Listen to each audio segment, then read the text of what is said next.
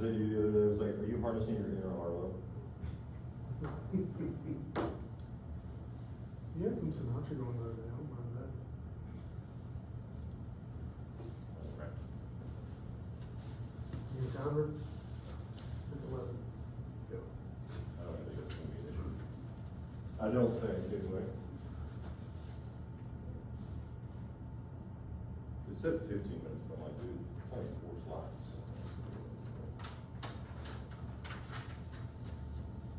All right then. Good morning. My name is Chris Mayzner with McKinney Fire Department. Today, we're going to be talking about the use of CO alarms in your house and the benefits to having them inside your house, why you should have them, where you should put them, how to maintain them, and how to operate them.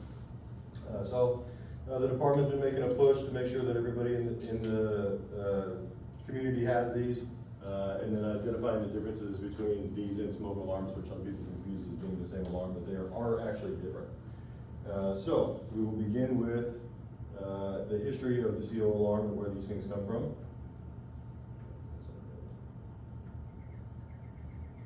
That is the sound of the canary.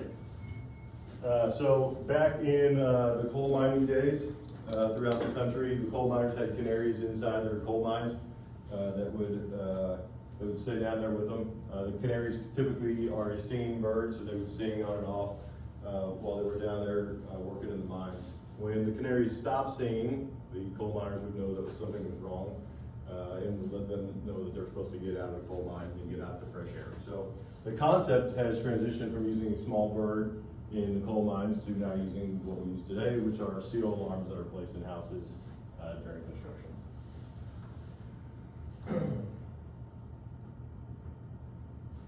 So CO alarms in the house. We need to have a working CO alarm in the house. Depending on the size of your house will depend on how many of them you have, where you have them located, the quantities that you have, and then certainly the types of appliances that you have. We want CO alarms installed outside of sleeping areas on every level of home. So a 2-story house, you have one on each level. We generally tell people to place them in areas where appliances are off-gassing. A major area in the house is always in the kitchen. So somewhere near the kitchen area, near the garage, if you're gonna leave a car running in the garage, and then that CO is seeping back in the house. Gas fireplaces, if you have water heaters up in the attic, and then certainly outside of any of the bedrooms that are in the house is a good place to have them. Areas to avoid would be areas where placing them right by AC vents or heat vents in older homes where the air is constantly moving because it's not getting a good sample from the room. And then anywhere that's real high or real low, you kind of want them at a general, like, eye level, I guess, in the building or up on the ceiling. And they are separate from the smoke detectors, as we mentioned earlier. They're different detectors.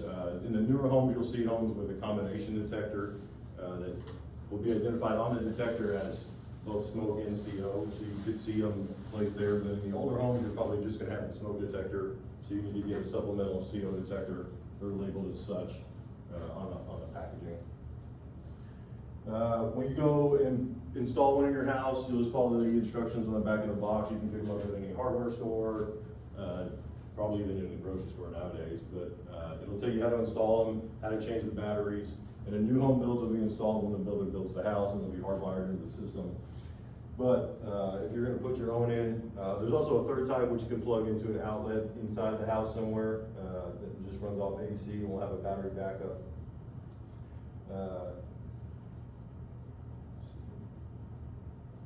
So the purpose of the detector is, since CO is a odorless and colorless gas that is emitted from, generally speaking, is emitted from improper ventilation of combustion.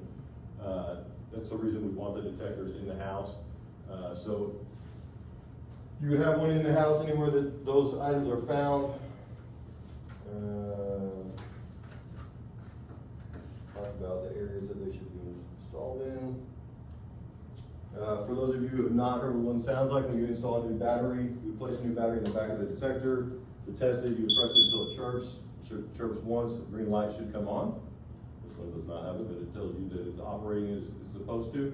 And then if it detects CO inside the house, you would hear an alarm that would sound like this.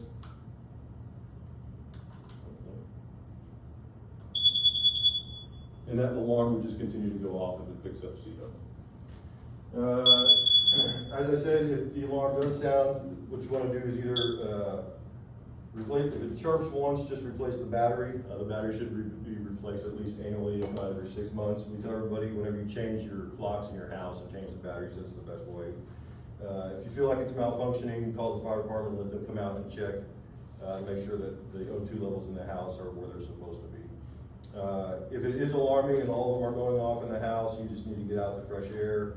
If you feel like you're gonna ventilate the house before you get outside, open up the door or window or something, but don't stay in the house, don't go back in there until the fire department gets there. Those are really kind of the important things to keep in mind.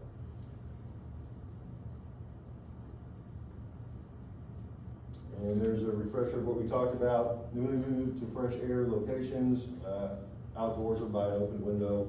We tell everybody it's really just best to get out of the house until the fire department gets there. If anybody's feeling sick or nauseous, that could be signs of CO in the house also, and just stay outside until the fire department arrives. So as a review, we talked about how does a CO alarm like a canary in the local coal mine? Hit me.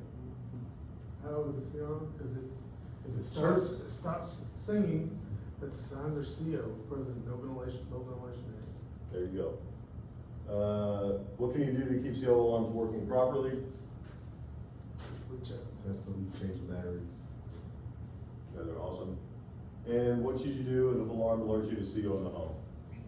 Get out of the Call 911. Call 911. Remember, working CO alarms save lives. You guys have been an awesome audience.